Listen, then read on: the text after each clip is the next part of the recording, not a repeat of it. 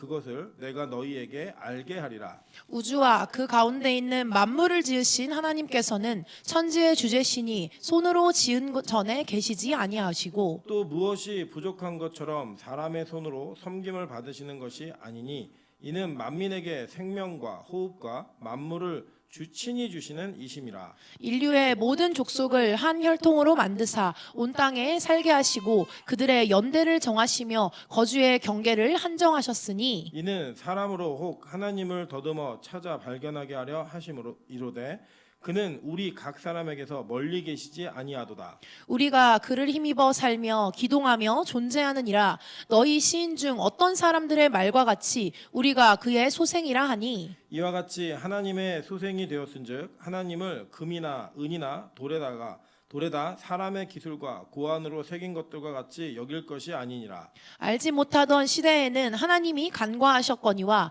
이제는 어디든지 사람에게 다 명하사 회개하라 하셨으니 이는 정하신 사람으로 하여금 천하를 공의로 심판할 날을 작정하시고 이에 그를 죽은 자 가운데서 다시 살리신 것으로 모든 사람에게 믿을 만한 증거를 주셨음이라 하니라. 그들이 죽은 자들의 부활을 듣고 어떤 사람은 조롱도 하고 어떤 사람은 이 일에 대하여 내 말을 다시 듣겠다 하니 이에 바울이 그들 가운데서 떠나매 몇 사람이 그를 가까이하여 믿으니 그 중에는 아레모고바 관리 디오누스시오와 다말이라 하는 여자와 또 다른 사람들도 있었더라. 아멘. 주변에 있는 분들에게 이렇게 한번 인사하도록 하겠습니다. 당신 때문에 교회가 너무 오고 싶었습니다. 네, 우리가 누군가를 만나러 가거나 누군가와 관계를 맺어갈 때 이 사람과의 관계성이 얼마나 의미 있는가에 따라서 그 만남과 모임이 기쁘기도 하고 때로는 그 만남이 참 꺼리끼기도 합니다. 그런데 저는 우리 빛가서 공교회는 교회 오는 것만 생각해도 기쁜 교회가 됐으면 좋겠습니다. 주변에 있는 분들을 만나는 것 때문에 기쁘고 또 하나님을 만나는 것 때문에 기쁜 은혜가 있는 교회 되기를 주님의 이름으로 축원합니다. 네, 오늘은 사도행전 74번째 강의 시간입니다. 피 묻은 논리라는 제목으로 사도행전 17장 23절부터 34절까지의 말씀 전하도록 하겠습니다. 계속 이거 하울이도 계속 나요 소리가. 네. 마이크도 좀 줄여주시고요. 요거 모니터도 좀 줄여주세요. 네. 원래 세팅되어 있대로 맞추면 될 것 같은데. 아 지금 좋아요. 네. 우리가 이제 사도 바울의 전도 여행을 쭉 보고 있습니다. 전도 여행을 쭉 보시면 또 나는데 소리가.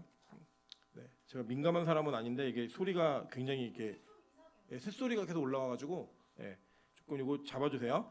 뒤에 이게 제가 간지 뒷면에 보시면 전도 여행의 그 여정들을 쭉 기록해놨잖아요. 여러분 이거 쭉 보시면 지금 사도 바울이 어디쯤에 있는지 한번 확인하시면 좋을 것 같아요. 자 이제 사도 바울이 원래는 이 수리아 안디옥 그 지금으로 5시 방향이죠. 그 지역에 있는 그 연두색깔 지역에서 바울과 실라가 출발을 하죠. 근데 이 바울과 실라가 출발하기 전에 바나바와 바울이 다툼을 합니다. 그죠? 그리고 갈라졌고 이 갈라진 이후부터 바울은 다소와 더베와 루스드라 쪽 방향으로 거꾸로 이렇게 교회들을 돌아보고요. 이 바나바는 원래 자기가 전도를 시작했던 구브로 자기 고향이죠. 이 고향에서부터 복음을 전하는 방향으로 갈라집니다. 그리고 난 다음에 이 바울의 팀, 즉 바울과 실라와 디모데는 이 여정을 따라서 계속 아시아 쪽으로 가고 싶어 했어요. 여기서 말하는 아시아는 어디라고 말씀드렸죠?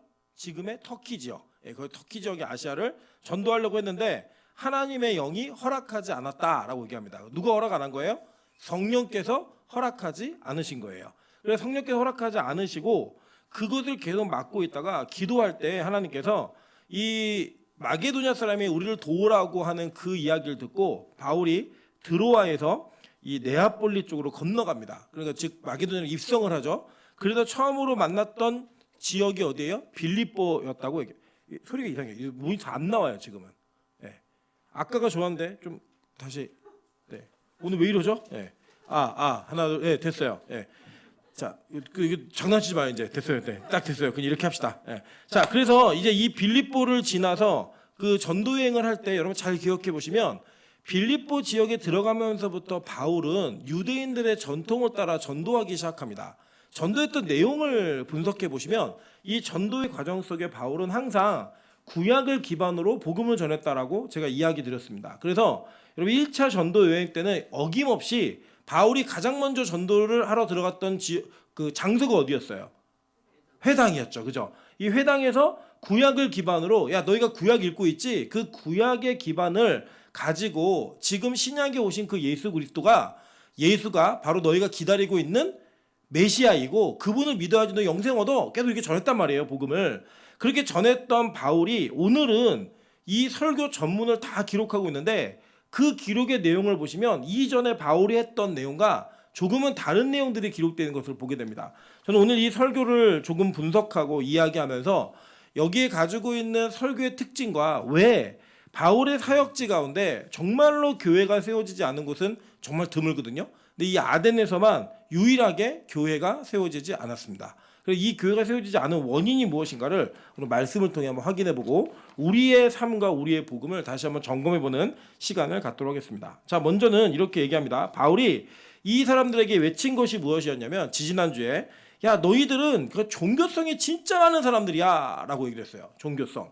그러니까 종교성은 무엇이냐면 누군가를 의지하고 신에 대한 존재는 믿는데 그 존재를 믿는 것에 대한 그 확신과 그들이 가지고 있는 신적인 인식이 하나님께로 가지 않는 거예요. 예, 그리고 여러분 제가 이제 대만 선교를 가서 전도를 청년 때 많이 했거든요. 예, 그래서 저는 이제 사형리 같은 거는 대만어로 다 외웁니다. 그냥 그러니까 몰라요 뜻은 중국어를 전혀 할 줄 모르는데 전할 줄만 알아요. 만나면 저 얘기해요. 니하마 워시 한국어는 딱 얘기하는데 직리게 요펀 그럼 5분만 달라는 거예요. 5분 달라.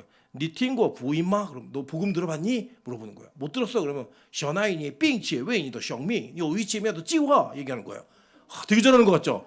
하나도 무슨 뜻인지 몰라요. 그냥 외우는 거예요. 그냥 외웠고 막 복음을 전해요. 그럼요 10명 중에 8명이 자기 예수 믿겠다는 거예요. 그럼 여러분 되게 신기하시죠? 10명 8명이 그럼 믿고 나면 그들이 하는 말이 뭐냐면 자기들이 믿는 여러 신 중에 또 하나의 신이 추가된 거예요. 예, 그 집에 가면 뭐 관우상도 있고요. 집집마다 이 대만에 가시면 중국도 비슷한데 대만은 이렇게 집집마다 집 안에 이렇게 사당 같은 신을 모신 신주 단지가 다 있습니다. 그래갖고 이제 그분들이 예수를 믿는다는 이야기는 굳이 한 신만 나를 도와주는 것보다는 여러 신이 나를 좀 도와주면 얼마나 좋겠냐라는 거예요. 예를 들면 기도할 때 부처님, 예수님, 천부님 날 도와주세요. 이렇게 기도하는 게 하나님께 기도하는 것보다는 3배의 효과가 있지 않겠냐라고 하는 그 종교성이 많은 그런 도시가 바로 이 아덴이었다라는 거예요. 그래서 이 바울은 이 종교성을 가지고 복음을 전하는 데 있어서 그들이 가지고 있는 배경을 활용하기로 딱 마음먹었어요. 자, 그래서 어떻게 복음을 전하냐면 출발이 이거예요. 야, 내가 여기 와갖고 여기저기 다니다 보니까 여기 너희가 알지 못하는 신에게라고 단을 쌓아놓은 걸 봤다라는 거예요. 그러니까 이 진짜로 이 아덴에는 그런 신단이 있었어요. BC 6세기 그러니까 600년도에 이 구레네인인 에피메니데스라는 사람이 이 아덴 지역에 굉장히 큰 질병이 돌았을 때 그 질병에서부터 사람을 좀 구원했던 그런 의료 기술을 가지고 있었던 것 같아요. 그래서 그 지역에 이제 병이 끝나고 나니까 여러 신들에게 감사의 제사를 올리다가 야 혹시 우리가 알지 못하는 신에게는 감사를 안 하면 그 신이 노할까봐 알지 못하는 신에게도 우리가 제단을 쌓자라고 했고 진짜 쌓은 제단이 예수님 오시기 600년 전에 있었던 일이에요. 그러니까 그거를 바울이 이게 지나가다 본 것 같아요. 실제로 이제 고고학자들이 이 단을 발견하기도 했습니다. 그래서 2세기경에는 이거를 발견했다라는 고고학적 사료가 기록되어 있는 그 문서들이 남아 있어요. 그러니까 그걸 보고 이걸 가지고 복음을 전해야겠다라고 생각한 거예요. 그래서 이 바울이 뭘 얘기하냐면 그때부터 너희가 알지 못하는 신에게 감사했었잖아. 내가 그 신이 어떤 분인지를 알게 해줄게. 이렇게 접근한 거예요. 자, 그러면 이제 얘기하기 시작하는 겁니다. 자, 그래서 지금 여러분이 읽으신 31절까지가 바울의 설교거든요. 근데 설교에서 그러니까 23, 24, 25절까지는 하나님만이 참신이다라는 걸 증명하는 내용이에요. 그리고 26, 27, 28절은 하나님과 우리 인간 사이가 어떤 관계로 맺어져 있는가 이거를 얘기하는 설교 내용이고 29, 30, 31절은 너희들 그러니까 회개해라고 하는 회개에 대한 촉구예요. 그러니까 설교 내용 전체적으로 볼 때는 전혀 어려움이 없고 그냥 아주 평이한 설교입니다. 그런데 여기 보시면 어마어마한 또 바울의 지식이 드러나는데 여기 가끔 보시면 아까 보면 너희 시인 중에 어떤 사람들은 이런 얘기 하잖아요. 이게 그냥 바울이 뇌피셜로 막 얘기한 게 아니고요. 실제로 어떤 시인 중에라고 얘기했던 그 시가 있어요. 그러니까 이것도 아까 얘기했던 그 BC 600년 정도 이때쯤에 지어졌던 시예요. 그래서 실제 그 시 이름은 크라티카라고 하는 시입니다. 그래서 그 시를 바울이 알고 있는 거예요. 그러니까 바울이 얼마나 박식한 사람이었냐면 우리가 그냥 바울 사도 그러면 예수님 복음만 전하고 성경 이야기만 아는 것 같지만 바울은 사내들의공의 공의원이었고 이 사람은 가말리엘의 문화에서 자기가 가지고 있는 학문적인 수학을 열심히 닦은 사람입니다. 그래서 이 사람이 가지고 있었던 지식의 양이나 지식이 가지고 있는 범위는 우리가 상상하는 것 이상인 거예요. 여러분 우리는 600년 전에 썼던 책 안 읽잖아요. 그죠? 뭐 고전 옛날 거 책 많이 안 읽고 1년에 책 한 권도 안 읽고 지나가시는 분들 많이 계시죠?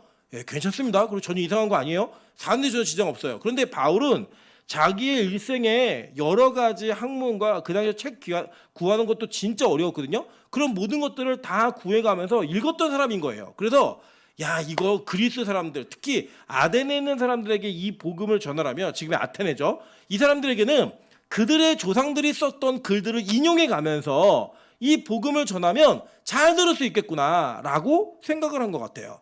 그래서 그 바울이 전하는 내용은 하나님에 관련된 이야기였고 하나님에 관련된 내용이었습니다.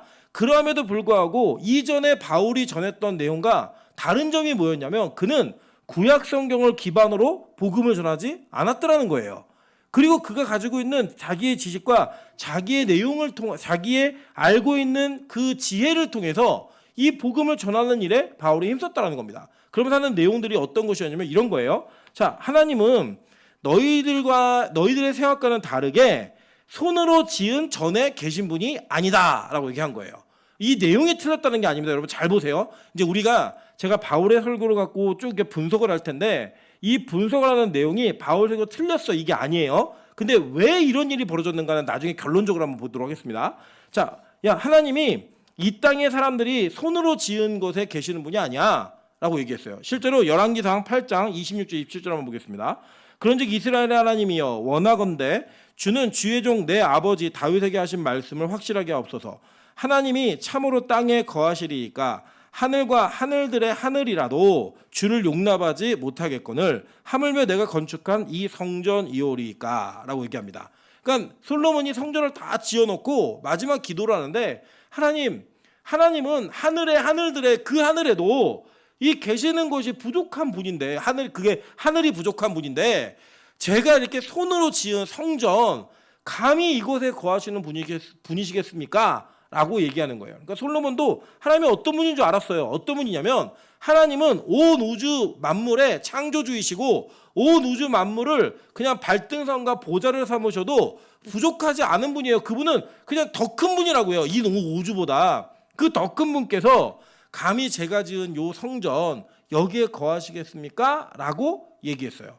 그러니까 여러분 보세요. 구약의 성도들과 예수님이 오시기 전까지 신약의 모든 성도들은 이 성전이 하나님 계신 곳이라고 얘기해서 거기에서만 거룩했으면 됐다고요. 거기에서만. 그래서 거기를 거룩한 곳으로 칭하고 그 지역을 성시화하면서 자기들이 가지고 있어 성역화하면서 자신들의 삶과는 분리된 곳으로 만들었어요. 거기 갈 때만 거룩해지면 되는 거예요. 오 깜짝이야. 네. 자기 가는 곳에서만 거룩했으면 됐던 거예요. 그 갈 때만. 그랬던 그들에게 하나님께서는 온 우주 만물의 주인이심을 얘기하시면서 예수님 자체가 성전임을 얘기하셨을 때 그 성전이 확장되는 것을 우리가 나중에 볼 건데 그 확장됨을 통하여 우리의 삶 전반이 다 성전 안에 있음을 얘기하는 거예요. 그런데 어떤 사람들 생각에는 그냥 내가 성전이라는 공간에 있을 때만 이 거룩한 이게 하나님의 장소고 여기가 안에 계신 곳이다라는 생각이 있었던 거예요. 왜 그러냐면요. 제가 이제 여기 안 나왔네요. 사진이 없었는데 여러분 그 그리스에 가시면 파르테논 신전이라는 신전이 있습니다. 그래서 파르테논 한번 쳐보시면 우리나라에도 술집이 몇 개 나오고요. 몇몇 이렇게 이름을 따서 하는 데가 있어요. 그 신전에 여러 우상들을 섬기는 그 신들에 대한 숭배가 있었고요. 그 숭배하는 장소에 많은 사람들이 모여서 여기에 신들이 있다라고 얘기했어요. 여러분 혹시 그리스 로마 신화 읽어보신 적 있으신가요? 그리스의 신들이 로마로 넘어가서 이 로마로 넘어간 신들이 우리에게 전달되는 이런 일들이 벌어지는 거예요. 아데미 뭐 이런 거 있잖아요. 그러는 비너스예요. 비너스. 연결된 걸 다 되어 있습니다. 여러분 아시는 뭐 제우스, 헤라클레스 다 이게 연결돼 갖고 신들의 이름이 이집트에서부터 뿌리를 두고 계속 연결되는 신들이 있어요. 그 신들의 종합 집합소. 이게 그 아덴이라고 그들 믿었던 거예요. 근데 이제 바울이 그걸 보면서 야, 하나님은 이런 곳에 사람이 만든 곳에 거하시는 분이 아니야. 더 큰 분이야라고 얘기했던 거예요. 여러분 우리 성도들의 삶도 마찬가지입니다. 지금 신약 시대를 살면서도 구약의 성전 시대를 살고 있는 분들이 계세요. 예를 들면 교회는 거룩한 곳이고 교회에서는 죄를 지으면 안 되는데 집에서는 죄를 짓는 일이 너무나 당연하고 삶 속에서는 죄를 짓는 일이 어쩔 수 없이 지을 수밖에 없는 허용된 곳이라고 생각하는 분들이 계신 거예요. 심지어는 교회에서는 그런 나쁜 일을 저지르면 막 죽일 사람처럼 얘기를 하면서 밖에서는 저지르는 일들을 그냥 마음껏 허용하는 이런 분들도 많이 계실 뿐더러 또 심지어 교회에 올 때에만 거룩함을 보이면 된다라고 하는 아주 이중적인 삶을 살아가는 사람들이 많다 적다? 엄청 많다. 우리도 사실 거기에서 자유로울 수 없는 사람들인 거예요. 여러분 그런데 하나님은 어디에 계신 분이에요? 온 우주 만물에 계신 분이에요. 그래서 그분은 우리가 어디 있을 때나 무엇을 할 때나 여전히 우리 하나님이시며 여전히 우리가 예배하는 하나님임을 여러분 기억하셔야 됩니다. 그래서 내가 집에 있을 때도 하나님 계시다 안 계시다? 계시고 내가 화장실에 있을 때도 계시다 안 계시다? 계시고 내가 그 화장실에 있을 때 좀 민망하네요. 어쨌든 하늘문에 가면 화장실에 뭐라고 붙여있냐면 변기통에 휴지를 넣지 마세요. 그때 하나님이 보고 계십니다. 이렇게 써 있어요. 그 문구가 감히 변기통에 화장지를 못 넣게 만드는 뭐 이런 두려움이 생기게 만들거든요. 그러니까 하나님이 그리고 우리를 다 보고 계시다라는 거예요. 그리고 여러분 우리 인생의 삶 속에 혹시라도 내 삶이 교회와 교회 밖에서의 삶에 구분되어 있다? 여러분 여전히 구약적 특별히 이 이방인들이 가지고 있는 그런 철학적 개념 속에서 하나님을 섬기고 계신 거예요. 여러분 저는 우리 빛과 소금 교회가 동일한 은혜가 있기를 소망합니다. 밖에서의 삶이나 교회 안에서의 삶이나 동일하시면 돼요. 예를 들어서 전 이거예요. 여기도 거룩하고 저기도 거룩하세요. 어떻게 살아요 우리가? 여러분 그냥 교회 밖에서 죄인이었으면 교회 안에도 죄인의 모습으로 오시라는 거예요. 그래야 고침을 받죠. 그래야 바뀔 거 아니에요. 그리고 그것이 우리의 실제 주소이고 현실임을 인식했을 때에 누군가 우리를 위해 기도해주고 누군가 우리를 위해 중보해줄 수 있는 여력들이 생기는 거예요. 예를 들면 예수를 믿지 않는데 주의를 열심히 지키는 성도들도 있을 수 있어요. 체면 때문에 어쩔 수 없는 환경 때문에. 그런데 그게 드러나지 않고 주님이 오신다? 어떤 일이 벌어지겠어요? 여러분 이 세상에서 제일 불쌍한 사람이라고 생각해요. 저는 교회 다니다 지옥 가는 사람. 교회 안 다니다 지옥 가는 사람은 어쩔 수 없는 거잖아요. 그죠? 그런데 예배 장소에 있다가 지옥 가는 사람, 이거는 이 세상에서 가장 불쌍한 사람 아닙니까? 근데 그거를 위장하고 다니면 진짜 그런 일이 벌어질 수 있다는 거예요. 예를 들면 우리 그럴 수 있잖아요. 여러분 제가 예수 믿는다는 거 어떻게 확신하세요? 잘 모르시죠? 그냥 어림잡게 믿으라고 자꾸 얘기하니까 지는 믿나 보다 이렇게 생각하시는 거지 확인해 본 적이 없어요. 여러분 마찬가지로 저도요 제 안에 있는 믿음이 진짜인지를 항상 점검합니다. 왜냐하면 제가 목회하고 남에게 예수를 전하다가 지옥 갈 수는 없잖아요. 제가 항상 농담처럼 말씀드리면 이거 진담이에요. 저 여러분 다 지옥 가도 전 천국 가야 돼요. 저 천국 진짜 믿기 때문에 저는 반드시 가야만 합니다. 그러한 제 가지고 있는 제 기준이 있기 때문에 저는 제가 복음을 전하는 데 있어서 저 자신이 가장 먼저 벌거숭이에 같이 말씀 앞에 드러나길 원해요. 그러기 위해서 저는 가장하지 않는 거예요. 때로는 여러분 제가 여러분에게 경건한 목사처럼 보이는 것을 하는 거를 여러분 어렵게 저는 생각하지 않아요. 제가 조금만 연기하면 돼요. 그럼 여러분 저를 거룩하다 생각하실 거예요. 그런데 우리 하나님은 그 남들의 눈을 속이는 그 눈속임의 거룩함으로 우리를 구원하시는 분이 아니라는 거예요. 우리의 내면까지 다 아시는 분이란 겁니다. 그래서 우리는 어떤 게 필요하냐? 우리는 우리 자신이 어떤 모습인가를 솔직하게 사람들과 하나님 앞에 고백해야 될 필요가 있다는 거예요. 그래서 이중적으로 살지 마시고요. 그냥 본연의 모습 그대로 사세요. 그래야 고침받을 수 있다는 거예요. 여러분 한번 제가 예를 들어 드릴게요.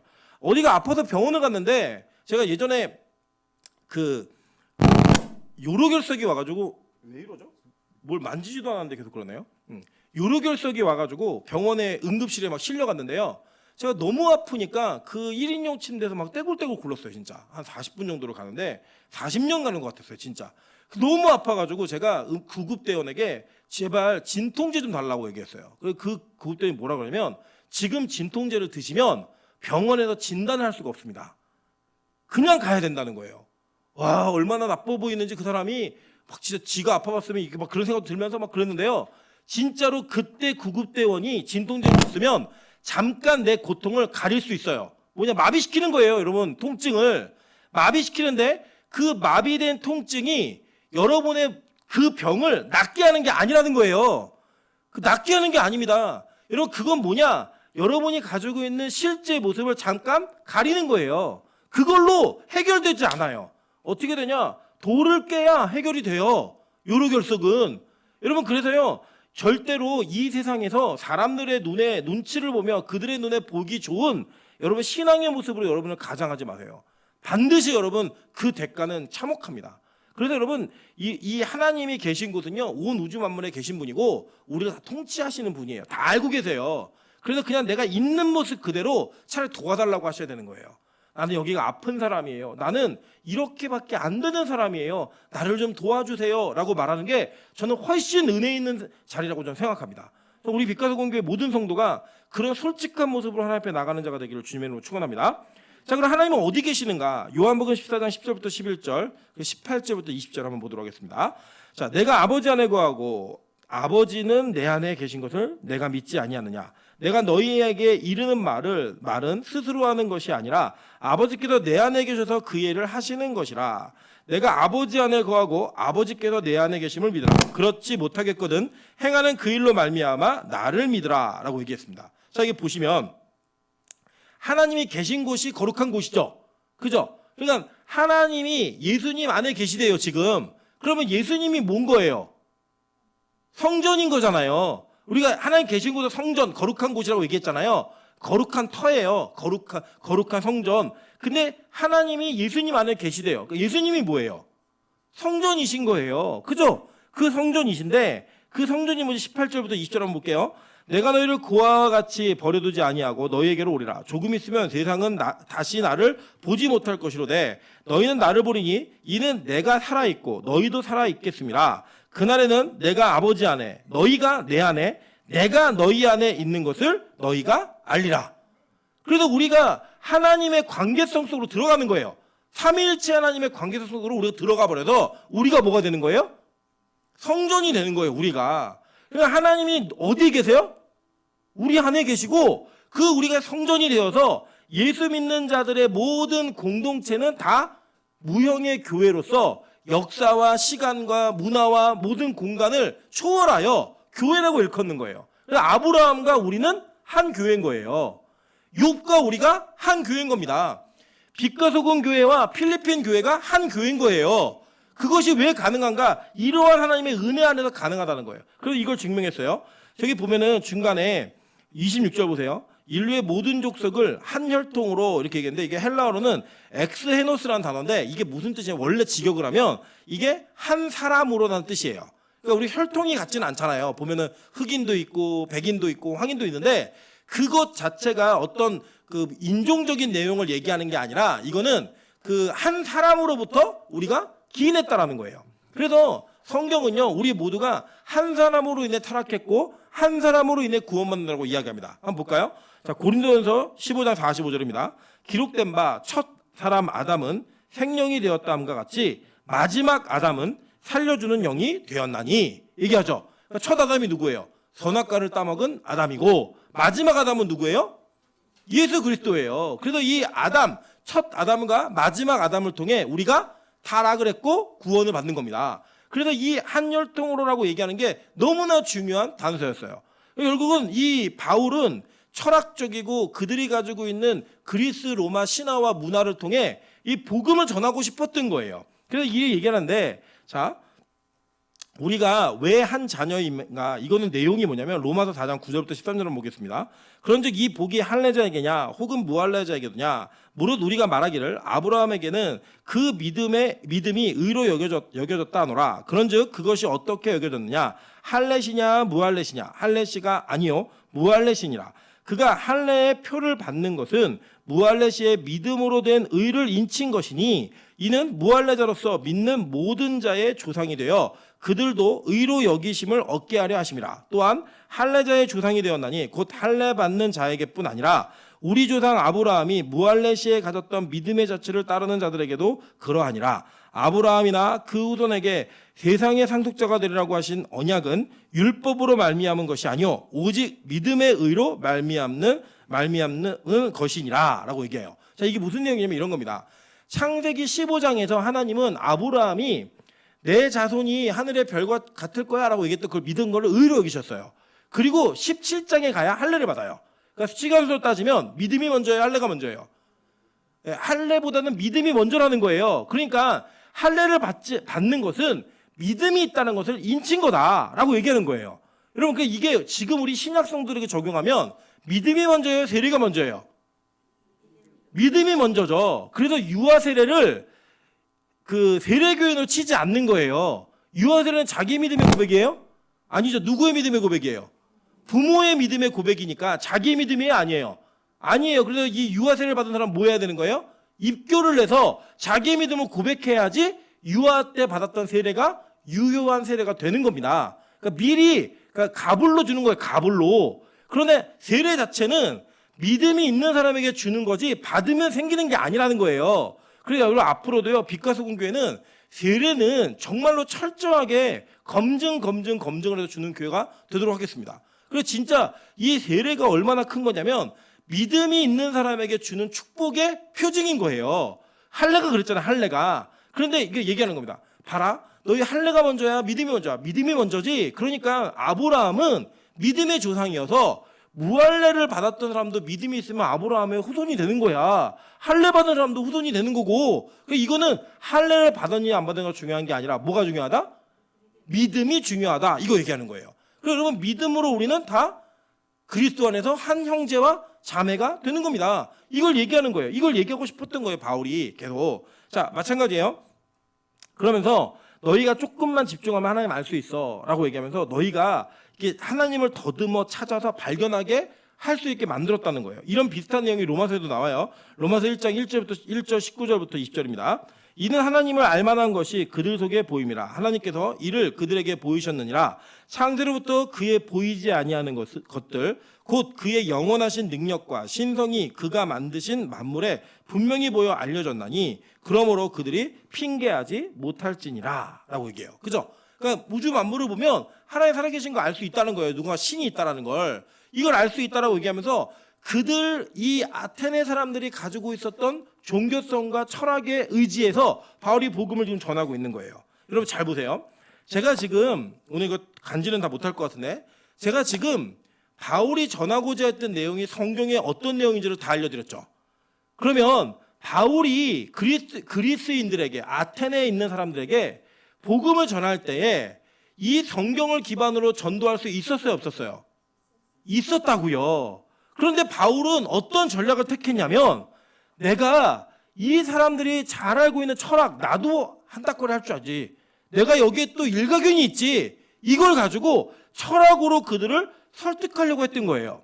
그러니까 바울이 가지고 있었던 설교의 논리는 틀리지 않았어요. 틀리지 않았는데 그 논리가 전달되고 나서 그가 내린 마지막 결론이 뭐냐면 죽은 자 가운데서 다시 살리신 부활을 전한 거예요. 그 부활을 전하니까 그 중에 몇 사람은 믿었는데 그 얘기를 들었던 사람들이 어떤 반응을 보였냐면 어떤 사람은 조롱도 하고 어떤 사람은 이 일에 대하여 네 말을 좀 다시 좀 들어봐야겠다라고 얘기한 거예요. 여러분 바울이 언제 이 부활과 이 내용을 전할 때 너무나 명쾌해서 어떻게 되냐면 믿는 사람과 믿지 않는 사람으로 확연하게 나눠졌어요. 그 믿는 사람들을 통해 교회가 계속 세워졌잖아요. 그때는 뭘 근거로 전했냐? 성경을 가지고 계속 전했더니 그런 일이 벌어졌던 거예요. 그런데 오늘 여기서 바울은 철학적인 설교를 너무나 열심히 잘했거든요. 근데 이 너무나 열심히 잘했지만 거기 안에는 구약에서 성경에서 전할 수 있는 내용이 많았음에도 불구하고 이 다 대칭이 됨에도 불구하고 바울이 그렇게 전하지 않은 거예요. 그랬더니요. 보니까 여기 이 광장을 관리하고 있는 관리 디오누시오와 다말이라고 하는 여자 그리고 다른 사람들 몇 사람만 이 복음을 듣고 반응했다라는 거예요. 그리고 결국 바울은 여기서 떠납니다. 제가 왜 바울이 이 사역을 자기가 가지고 있었던 능력과 하나님이 주신 은혜에 비해 실패라고 여기는가는 우리 내일 설교 때 전해드릴게요. 목요일 날. 왜냐하면 고린도전서 후서를 제가 같이 볼 거니까. 바울이 그리고 옮긴 지역이 고린도예요. 그 고린도에 가서 쓴 편지가 고린도전서입니다. 거기 안에 바울이 갖고 있는 그 내용이 다 남겨져 있는 거예요. 여러분, 그러니까 이런 겁니다. 우리가 교회가 요 근래에 현대교회가 가지고 있는 장점이 있다고 하면 현대교회는 성경 66권을 다 가지고 있어요. 그리고 인터넷만 뒤지면 수없이 많은 설교 예와 모든 것들이 다 나와요. 그리고 그 복음을 갖고 정말 간단하고 간편하게 요약적으로 복음을 전하는 교회들이 정말 많습니다. 그리고 그런 설교를 세련된 설교라고 이야기를 합니다. 그래서 여러분, 그런 설교를 하고 나잖아요. 그러면 많은 사람들이 열광적인 반응을 하고요. 사람들이 모여요. 여러분, 실제로 저는 제가 예전에 청년 때 섬겼던 담임 목사님께서 이러한 설교를 너무나 잘하는 분이었어요.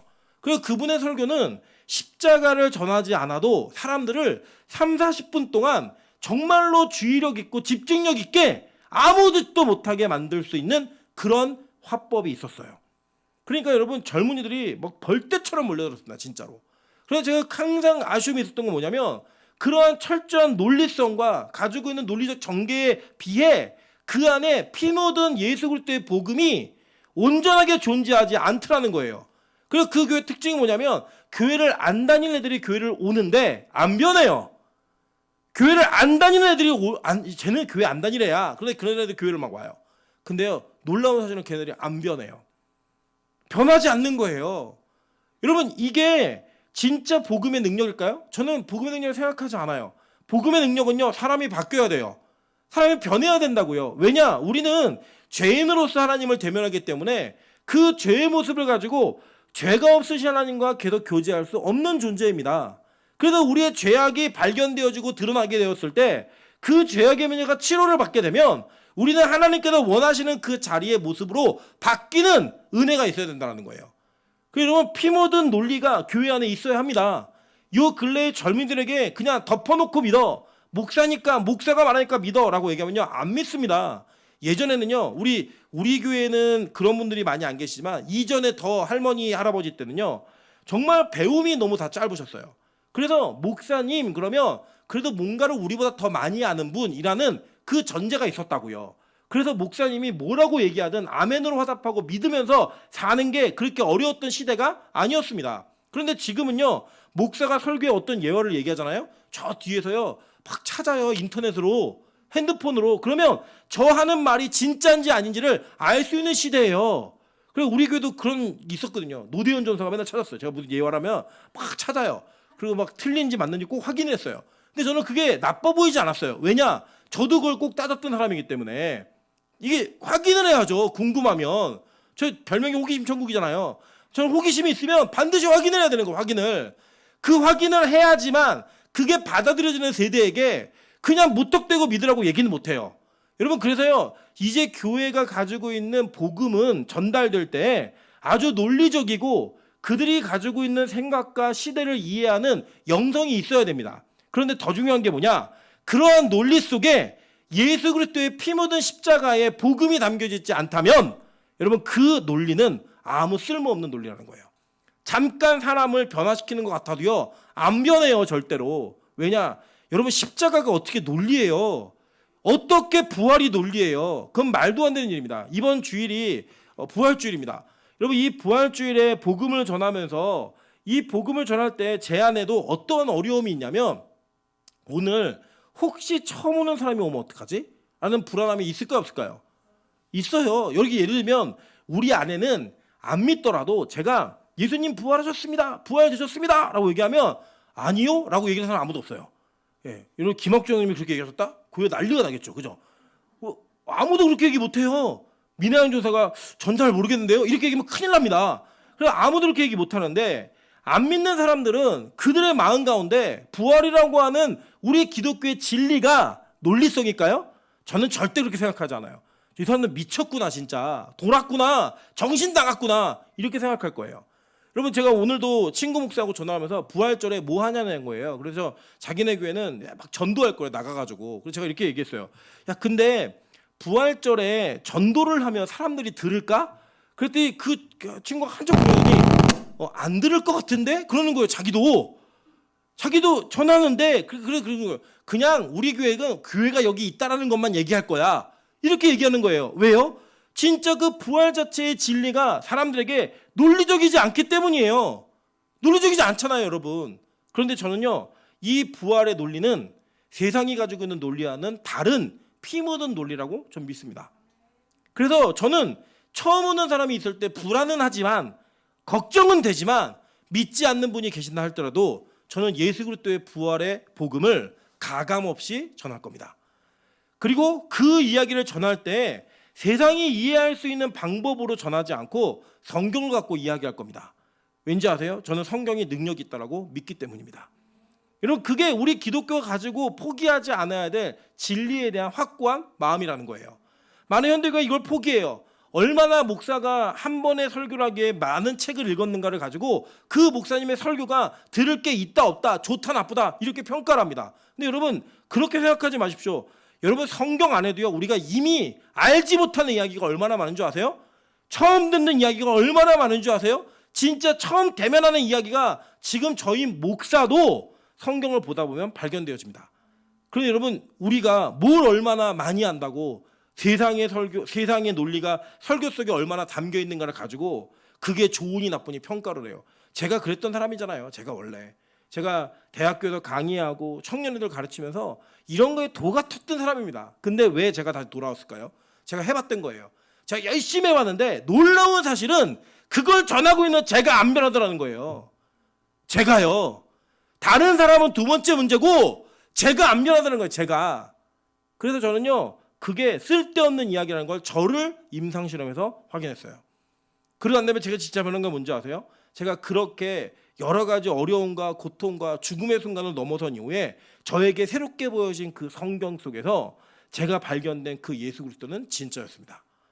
이 세상이 이해할 수 없는 논리로, 이 세상이 정말로 생각할 수 없는 그 진리로, 그 피 묻은 논리는 저의 인생의 방향성을 완전히 바꿔 넣었습니다. 그게 바로 복음의 힘이에요. 그래서 바울은 고린도전서 1장 21절부터 24절에 이렇게 말합니다. 하나님의 지혜에 있어서는 이 세상이 자기의 지혜로 하나님을 알지 못하므로 하나님께서는 전도에 미련한 것으로 믿는 자들을 구원하시기를 기뻐하셨도다. 유대인은 표적을 구하고 헬라인은 지혜를 찾으나 우리는 십자가에 못 박힌 그리스도를 전하니 유대인에게는 거리끼는 것이요 이방인에게는 미련한 것이로되 오직 부르심을 받은 자들에게는 유대인이나 헬라인이나 그리스도는 하나님의 능력이요 하나님의 지혜니라. 아멘. 이걸 믿는 거예요. 이걸. 여러분, 그래서 이 부활절에 이 진리를 갖고 가는 겁니다. 이번에 우리 부활절에 운영위원들과 상의를 하고 제가 그 교육자들이 저에게 이렇게 건의를 해가지고 전도용 달걀을 되게 많이 샀습니다. 네, 전도용 달걀 되게 많이 샀어요. 그리고 이 전도용 달걀을 이웃에게 전달하시면서 여러분 꼭 하셔야 되는 게 있어요. 그냥 달걀 먹어, 계란 먹어, 구운 계란 맥반석 큰 거야, 이거 얘기하지 마세요. 그 얘기 하셔야죠. 근데 거기에 그치시면 안 돼요. 그 뒤에 뭐가 들어가야 돼요? 하나님의 지혜가 들어가셔야 돼요. 예수님이 당신을 위해 죽으신 것과 우리를 위해 부활하신 그 내용을 이야기하셔야 돼요. 안 듣더라도 얘기하셔야 돼요. 적어도 여러분 그런 거 보면 좀 부끄럽지 않으십니까? 제가 일전에 제가 이제 설교실 얘기했는지 안 했는지 물어봤더니 했대요. 한번 했는데 하늘문 기도원에 쌍둥이 아빠가 1년에 젤리를 530억을 판대요. 560억이나 30억. 그러니까 어마어마한 돈을 파는 거죠. 그렇게 파는데 이게 어떤 영업 비결이 뭐니? 그럴 때 뭐냐면 개처럼 목숨 걸고 판대요. 젤리를 파는데 개처럼 목숨 걸고 판대요. 여러분, 그러한 마음이 있으니까 자기가 대한민국에서 젤리 제일 많이 판대요. 여러분, 그게 이 세상의 것을 그냥 먹고 없어지는, 먹으면 뒤로 나오는 젤리 파는 그 영업사원의 각오예요. 개처럼 목숨 걸고. 여러분, 신천지 사람들 전도하는 열정 보셨습니까? 정말 그들 목숨 걸고 전도해요. 목숨 걸고. 진리가 아닌데 가짜를 믿고 거짓을 믿고 있는데 목숨 걸고 하더라고요. 목숨 걸고. 제가 얘기 말씀드렸잖아요. 그 어느 이상한이라고 얘기하면 지금 이상한 거죠. 신천지 집사님이 저한테 계속 문자를 보내셔가지고 제가 열받아갖고 계속 보내고 같이 왔다 갔다 하거든요. 문자가 왔다 가는데 포기 안 하세요. 자기가 논리를 막 지고 있어요. 포기 안 해요. 분명히 대답할 수 없는 질문을 제가 하거든요. 포기 안 해요. 아마 이만희가 죽어도 잘 안 오실 것 같아요. 예. 제가 죽으시면 이만희가 죽으면 꼭 오시라고 말씀을 드리고 있는데 안 해요. 근데 여러분 보세요. 우리는 그들이 가짜라고 얘기하고요. 세상에 젤리 파는 값어치 없는 젤리라고 말하는데 여러분이 그렇게 말하고 있는 그 뒷면에는 복음이라고 하는 가치 있는 진리가 있기 때문이라고 그렇게 말씀하시는 거 아니에요? 근데 우리는 개처럼 목숨 걸고 전도해 보셨어요? 타 종교에 그들을 볼 때 타 종교잖아요. 타 종교의 목사에게 전도할 수 있는 용기가 있으세요? 여러분 우리는 진리를 붙들고 있다고 하는데 그 하나님의 지혜를 우리 스스로도 못 믿는 거예요. 우리 스스로도 그 진리가 진리됨을, 그것이 지혜됨을, 그것이 생명됨을 우리가 확신하지 못하는 거예요. 그러니까 여전히 예수를 믿고 목사고 권사고 장로고 이렇게 우리가 직분을 가지고 있는데 여전히 믿지 않는 자들에게 예수라는 이름 그 단어 하나를 말하기가 너무 힘들고 복음을 설명하기가 너무 힘든 거예요. 제가 그저께인가요? 우리 미나윤 선생님하고 하늘문에서 둘이 같이 들어왔는데 1층을 딱 지나가는데 3층에 2층에 요가학원 원장님이 저희를 보고 막 요가 체험권을 막 주시는 거예요. 네. 둘 다 요가하기가 참 불편한 사람들인데 막 이렇게 주시는 거예요. 주시면서 저희가 여기 저희 교회예요. 그랬더니 한번 꼭 오세요라고 얘기하는 거예요. 저는 그 원장님이 그러니까 어려우시니까 그렇게 시작을 하셨겠죠. 근데 그 길거리에서 막 그 체험권을 나눠주시는 그 모습을 보면서 와, 자기 세상에서 자기의 직업에 대한 그 프라이드를 가지고 내 생계를 걸고 열심히 그걸 돌리는 거 보면서 저는 물론 교회가 지금 막 팝콘 튀기고 막 나가고 막 나눠주는 그 전도 반대합니다. 저는 그건 이제 더 이상 우리 교회가 할 거라고 생각하진 않아요. 그런데 그 정도의 논리가, 그 정도의 열정이 우리 안에 없으면 우리는 그 사람들 욕할 수 없어요. 여러분 가끔 지하철을 타시면 이렇게 전도하시는 분들 계시잖아요. 요새는 잘 계신지 모르겠어요. 제가 일전에 한번 아주 재밌는 장면이 있었는데 이제 이 지하철에 타고 있는데 이쪽 문에서는 찬송가를 트신 그 도움을 요청하는 분이 타셨고요. 저쪽에는 불경을 트신 분이 타신 거예요. 양쪽 끝에서 이게 막 음악을 틀고 막 걸어오시는 거예요. 막 그 지하철에 소란했는데 점점 그 장면이 가까워지자 모두가 조용히 이게 엄숙해진 장면으로 그 둘을 주시하기 시작했습니다. 그 두 분이 막 이렇게 오면서 딱 마주했을 때 찬송 같으신 분 먼저 끄시고 길을 내어주시더라고요. 그런데 딱 지나가는 장면을 보면서 야, 불교가 이겼어. 막 우리 사람들이 웃는 걸만 봤는데 가끔 그 안에서 복음 막 전도하는 분들이 계세요. 막 예수를 믿으라고 막 얘기하고 제가 봤던 분 중에 가장 재밌는 분은 그 난간을 붙들고 올라가셔갖고 의자 밟고 올라가셔갖고 거기서 막 복음을 외치는 그런 분을 봤습니다. 봤는데 저는 개인적으로 그러한 전도 방법에 동의하지 않아요. 매력 없어요. 그런데 저는 우리가 그거를 할 수 있는 용기가 없다면 그분들 욕할 수 없다고 생각해요. 여러분 이 복음의 피 묻은 논리가 여러분 안에 살아 역사되어지면 우리는 그 논리로 인해 꿈틀꿈틀거립니다. 진짜 꿈틀꿈틀거려요.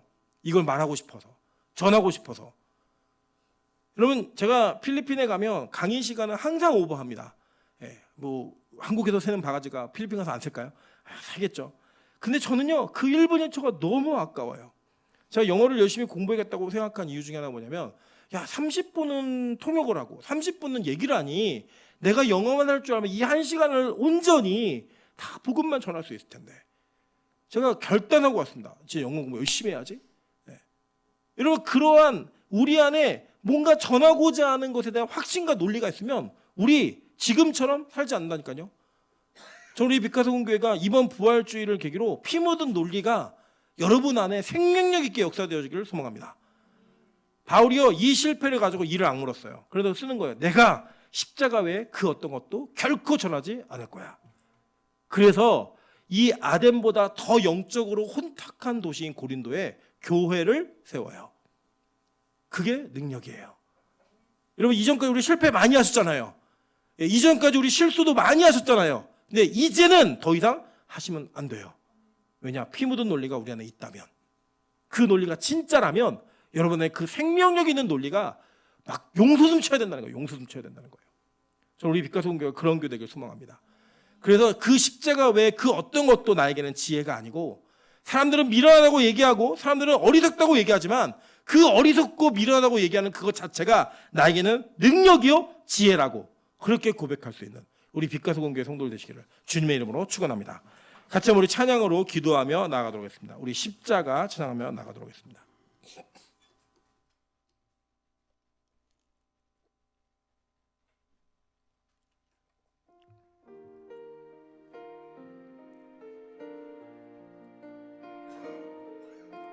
무엇이 변치 않아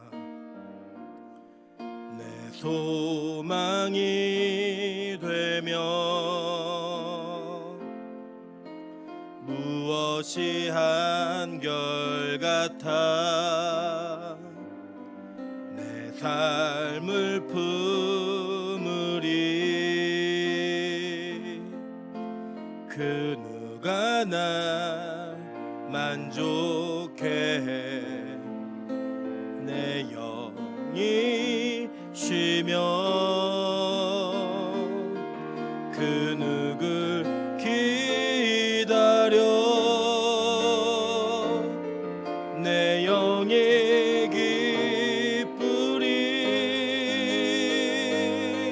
십자가 십자가